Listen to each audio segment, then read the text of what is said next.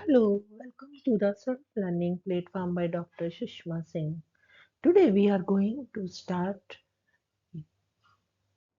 Unit 1 Pre-Modern Socio-Religious Political Thought in India, the Diverse Trend. And our topic is State and Sovereignty in Medieval India. Coming of Islam in India and the establishment of the Muslim political authority marked the beginning of a distinct phase in the Indian political thought. Islamic political thought is centered around the teaching of Muhammad and the belief in the universality of law of the Quran. In contrast to the Vedic philosophy, the Muslims consider Quran as the only and final authority. Before the coming of Islam, the political structure in India was not based on the philosophy and belief of a single text. Rather, various religious traditions contributed towards the development of political traditions in ancient India. In Islam, thought the Shariat based on the Quran is considered as the final authority, and the purpose of the state is to serve the Shariat. In matters of governance, the Muslim elite were influenced by political ideas in Islam based on two authoritative texts written during the Muslim rule in India, Fatwa-e Jahandari and Ain-e Akbari, dealing with the nuances of governance. We can formulate our ideas about the dominant trend of the political thought of medieval India. Fatwa-e-Jahandari was written by Khwaja Jiuddin Birani. In this book, Birani recapitulates and further elaborates the political philosophy of the Sultan on the basis of his earlier narrative, Tarikh-e Firozshahi. Some scholars are of the opinion that Birani ideas carry a sense of religious fanaticism, keeping in mind the fact that Birani belonged to a period when Islam was just making its ground in India. We may overlook this limitation in Birani's idea. Apart from this limitation, Birani's ideas related to kinship in medieval period are of immense importance. The king, as representative of God on earth, is considered as the source of all powers and functions of the state. Birani is of the opinion that whatever means the king adopts to discharge his duties is justified as long as his aim is the service of the religion. In the following passage, we find Birani's suggestions to the king as to how to discharge his functions as the head of the state.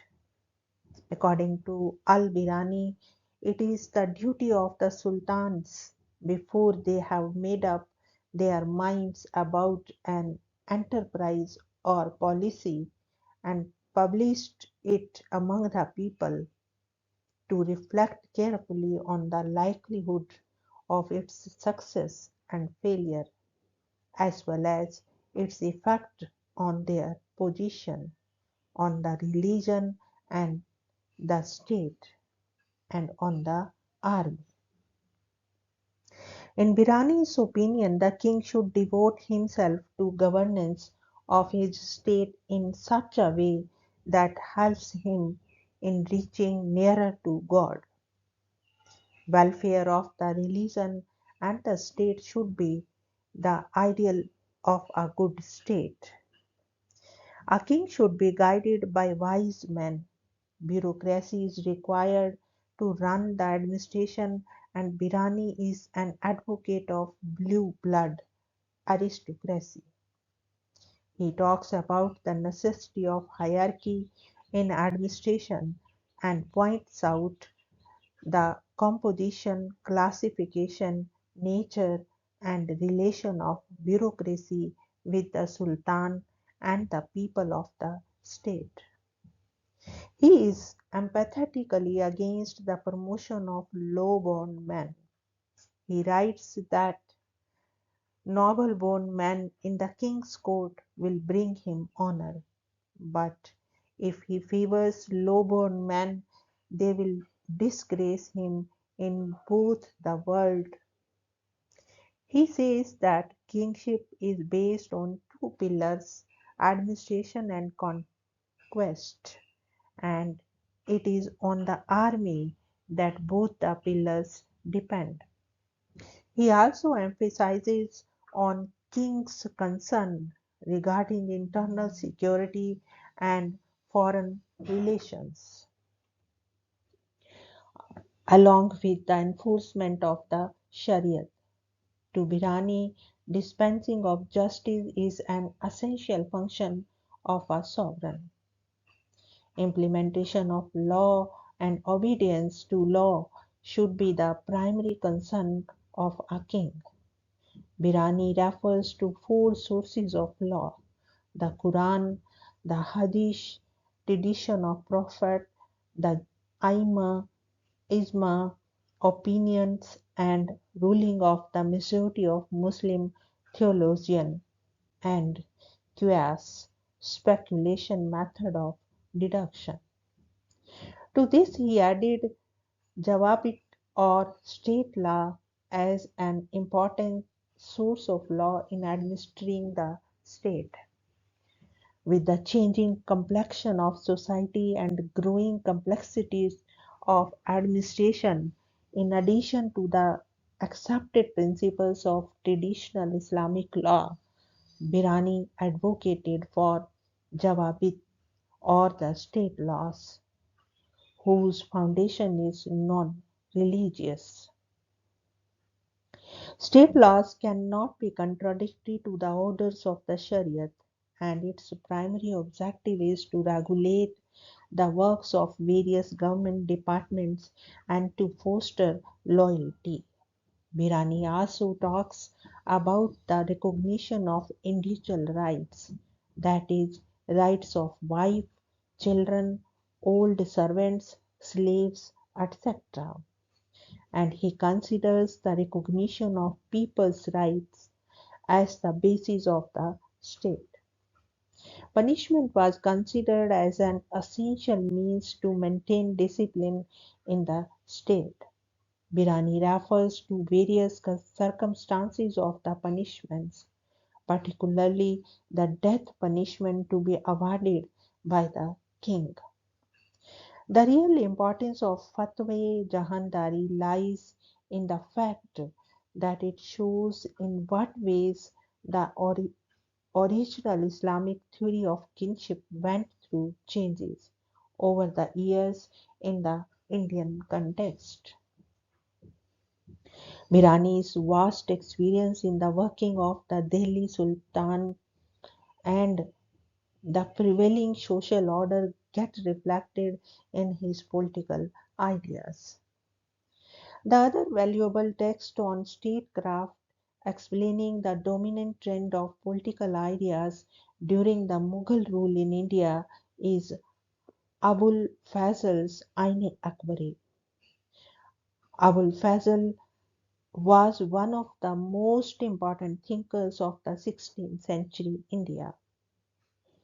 Being a great scholar, having sound knowledge of different fields of learning in the Muslim and the Hindu traditions, he had contributed in formulating many of the Akbar's political ideas. Abul Fazl was influenced by the idea of the divine nature of royal power.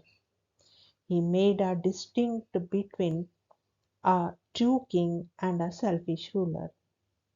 A true king should not be concerned with about himself and power. Rather, people's well-being should be his prime concern. To him, an ideal sovereign is like a father who rules for the common welfare and is guided by the law of God. Though Abdul Fazl believed in the divine light of royalty, he did not envisage any role for the intermediaries to communicate the divine order. Abdul Fazl says royalty is a light emanating from God and a ray from the sun.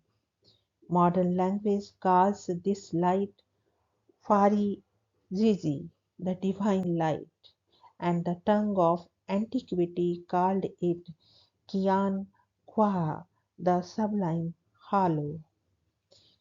It is communicated by the god to king without the intermediate assistance of anyone. The ulemas and the mujtahids, like the Brahmins in Hinduism, acted as authority and interpreter of customary laws to king.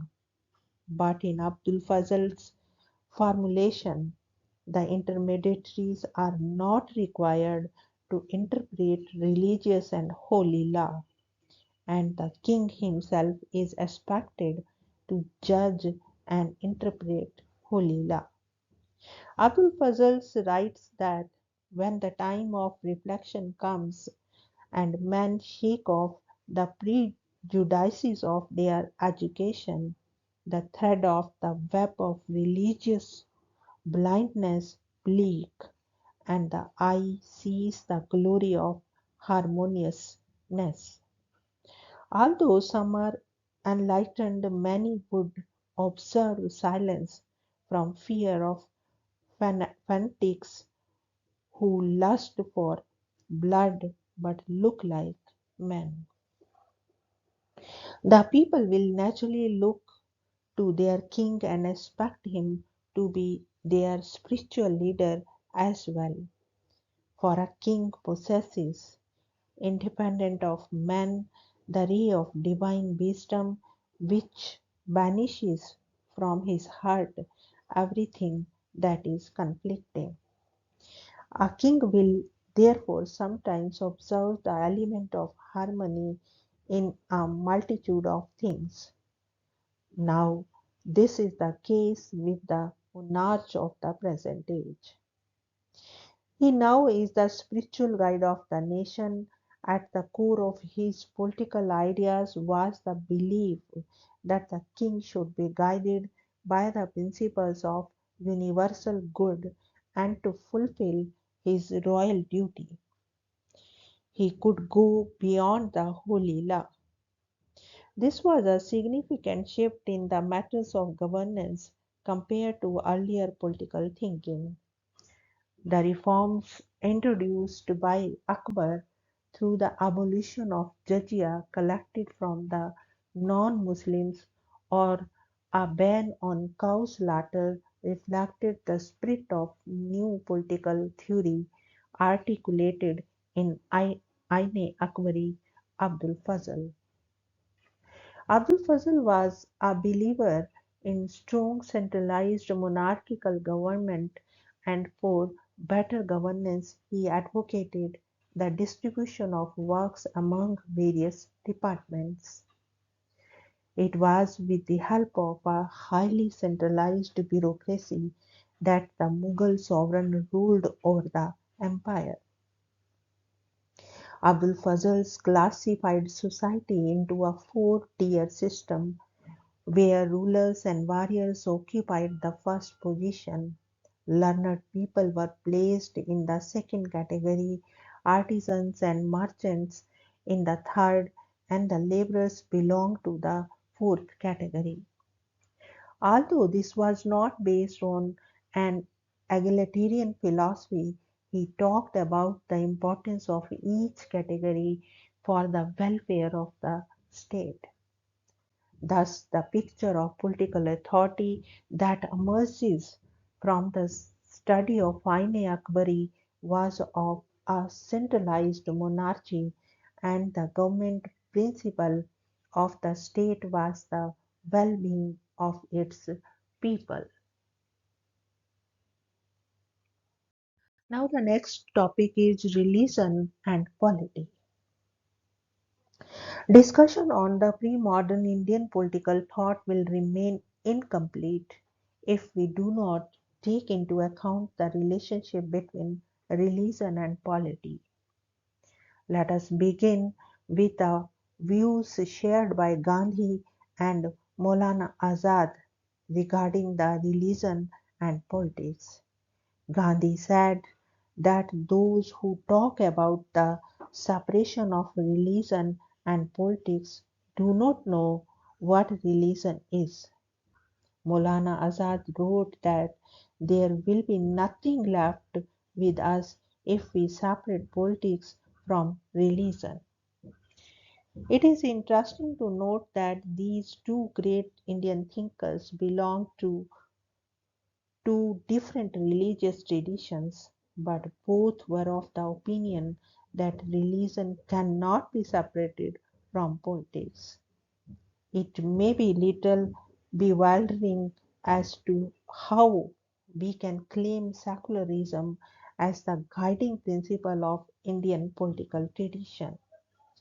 It may sound contrary, but if we analyze carefully the inner meaning of political ideas expressed in our various religious traditions, it would be clear to us as to how religion and state are integrated in our political philosophy. The history of India shows that ours is a unique civilization which has over the years accommodated various religious traditions. In every religion, whether it is Hinduism, Buddhism, Jainism, Islam, Sikhism, or Christianity, with the evolution of society and new developments, various sects emerged, having differences in expressing their loyalty to the Almighty. However, these differences were not meant for establishing one's superiority over the other. Each religion talks about moral values and one's duty towards the other and the society at large. References to the virtue of honesty, humility, selfishness, compassion for the poor, etc., are scattered in the teaching of various religious orders. In the sections on ancient and medieval polity, which we have discussed in this unit, you might have noticed that the cardinal principle of kinship, as suggested by various texts, was to take care of the interest of his subjects. Nowhere the distinction has been made among subjects along religious lines, although there might have been individual rulers who deviated from this principle. Those deviations should be considered as aberrations rather than the guiding principles of kinship. Here it would be pertinent to refer to the Dr. S. Radhakrishnan, who said that the religious impartiality of the Indian state is not to be confused with secularism or atheism. Secularism, as here defined, is in accordance with the ancient religious tradition of India. It tries to build up a fellowship of believers not by subordinating individual qualities to the group mind but by bringing them into harmony with each other. This fellowship is based on the principle of diversity and unity, which alone has the quality of creativeness. The point is to be noted here is that the meaning of secularism is based on our religious tradition.